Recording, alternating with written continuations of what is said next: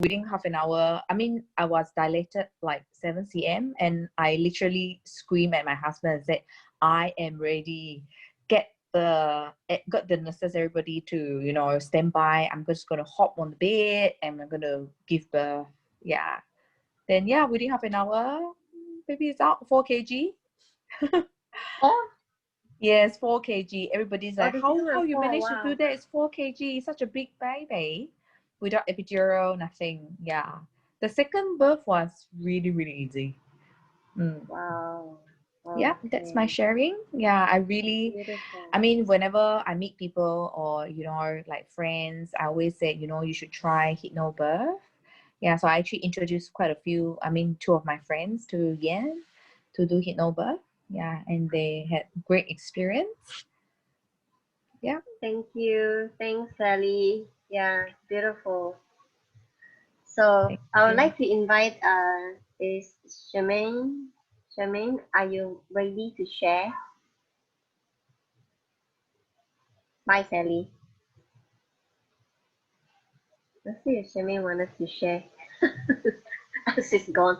Katerina! Oh, Hi, Katerina, are you hi. there? Hi. Yes, I'm here. I'm here. Okay, so yeah, I couldn't. So I have a 10.5 month baby now, my Wow. first one. And looking back on the year, actually giving birth was the best day of the year for us. It was way more fun than actually getting the baby afterwards. But I really say that when we look back, Timo and I, the dad and me, we really think for both of us it was the best day of the year, and we really enjoyed it. And you know, if I ever had a baby again, I actually one of the reasons because I'd want to give birth again, like it was that much fun. And how that happened, really, I mean, it was just fun. That's what I recall from it. And it was actually really funny that I remember even laughing like really the whole way through. But just to back up a little bit, I stumbled on hypnobirthing. A friend from Hong Kong was visiting here in Singapore, and like I'd see she came with her 3-month-old baby and she was super fit and she had like a 6-pack. I was like, what happened? Did you just have the baby? And she said, oh yeah, I did this hypnobirthing thing. And you know, yeah, of course, there was no meds, nothing. And yeah, I went straight back to doing my yoga and trail running, and I think she did a triathlon. I was like, it just seemed bizarre to me. So I was curious and I just Googled hypnobirthing, and then thankfully I stumbled onto Birth Odyssey and with Yen. And then I really saw it as training. So with the whole hypnobirthing, by the end of it, I felt very, very clear and confident about the whole birthing process. And then Timo, my partner, moved out from Germany, and he arrived really just 4 weeks before the baby was born. So he came to the lessons as well. And then we asked Yen to be our doula because he actually wanted the doula. He's like, wow, all this stuff. I'm not sure I can be your birthing partner, and I'm equipped to do this. But he actually was amazing. And one of the reasons why it was the best day of the year for us was because he really, for me, we gave birth. It wasn't just myself. Like at every step he was there, and he really participated actively.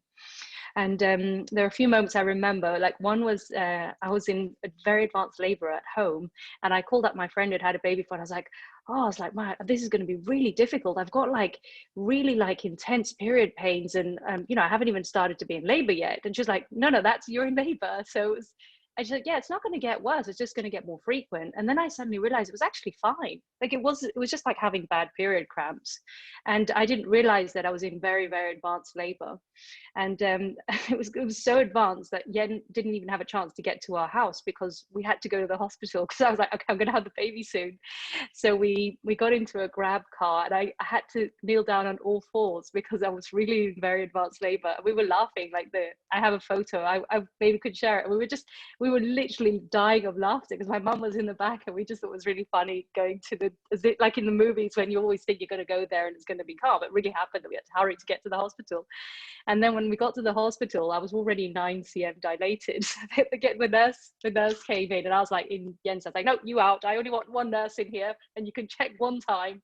And then they came in, they were like, there was obviously something going on. I was like, what's happening? And they said, yes, you're 9 cm dilated, because they obviously thought I was going to be like, I don't know, 2 or 3 or something. So they quickly called the doctor, and it took him an hour to get there. And I was like, I'm not having the baby without the doctor. So I sort of just paused for about an hour.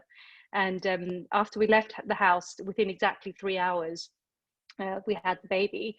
And when the doctor got there, he took one look and was like, okay, we're ready to go. He's like, so 3 pushes and he's out. And I was like, what, we're not going to do like hours of sweating and all that. It was really easy. Like the doctor got there, he said let's go, and then literally I think it took me, it was 4 sort of breathing, 4 deep breaths, and he was out really easily. And the one thing I'll say, what motivated me, aside from my friend's 6-pack, was that I had this vision of being able to be very alert when the baby came out. And I wanted to be the first to see this kid. And I didn't want to be drugged or not aware or in pain, or I just wanted to have that magical moment of looking into his eyes. And it happened exactly as I imagined. He came out and just gazed into my eyes as if not loving it. It was like, so this is the person I've been sitting inside of for hours. He just stared me out and checked me out for like a good minute or so. And it was an absolutely magical moment. And of course, you know, I had no meds, nothing, no tear, no epidural, nothing. And then I remember when I checked out of the hospital, the doctor came in and like, they were like, oh, there's a mistake. We haven't got your med list. And I was like, they're like, there are none. It was like obviously really surprising to them, because they always give you kind of whatever healing stuff you need. And I was like, I just walked out of there without anything.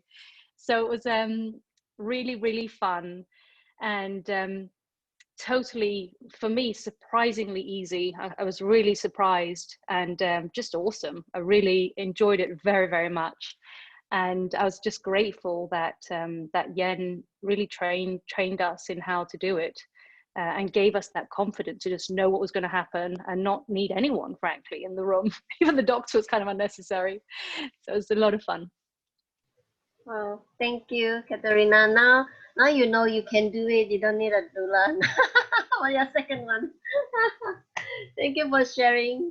Yeah. All right. Pregnant, the first doctor we saw wasn't really into pro-natural birthing. So when I suggested like I didn't want epidural, he went like, what for? I mean, it's created there for you. Why not just take it, right? So it's okay. So I changed doctor along the way. Finally got a pro-natural birth doctor. And then it wasn't easy getting an appointment with him. So in the end, when the day came, I started feeling the surges at about 12 a.m. And then I just walked around the house, do some head massages, and then listen to some affirmations. And then I kind of Googled like, when should I check myself into a hospital? You know, how much pain should I be feeling? So what I read was you should be feeling like 10 times your period pain, your period cramp. So I wasn't there yet. And then I also tried to time my surges. It wasn't really consistent. And then when the time came about 4-5 a.m., I visited the toilet quite a bit, and then we called NUH, and then they said maybe it's time to come in, consider coming in. So and then by the time we thought it might be too late, so we dialed an ambulance. But before the ambulance came, our baby decided to make an arrival. Yeah, I was telling my husband, I could feel her coming. I could feel the crowning happening, and this was happening in our bathroom. We couldn't make it in time to anywhere. I wanted to make it downstairs, but no, I just stuck halfway. U-turn into the bathroom. So my husband was the first one to receive the baby. Yeah, it was she was very slippery, and then yeah. So we were thankful to have attended Yen's classes, because we knew what to expect. So we did not panic until the paramedics came. They didn't arrive until maybe 10 minutes after the birth. And then which was just nice for them to clamp the baby's cord then, because we wanted to wait as well. Yeah, and after the birth, we also checked in with Yen quite a bit, because, you know, as usual, doctors, and we were sent to SGH. After doing so much to see a doctor at NUH, we were sent to SGH. And then the doctors there wanted to do a lot, KKH, not SGH. And the doctors wanted to do a lot of tests, wanted to probe the baby here and there, and do a lot of tests. So Yen gave us some advice to check with us whether the readings were within this range. If it is, do not let them do any pricks. And yeah, we were glad to have Yen along the way. Yes.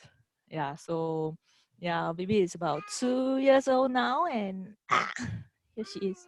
Yeah. Yeah, so that's my story. I'm glad that I chose hypnobirthing. Yes. Thank you for sharing. Charmaine, do you want to share about your baby's weight, birth weight? Oh yeah, birth weight. She's a 4.276 kg baby. Yeah, at Yeah. birth. Full, Oh, and at full birth standing. Yeah, that makes standing things a lot position. easier. Yes, she just ploop. Yeah. That baby is heavier, they come out fast, right? Who said big baby Mm. cannot be born? You Oh, sadly have and to I think breed standing is a very good good size method. baby. It's a very good Yeah, position. Standing. Yeah. great, awesome. Right, thanks for sharing.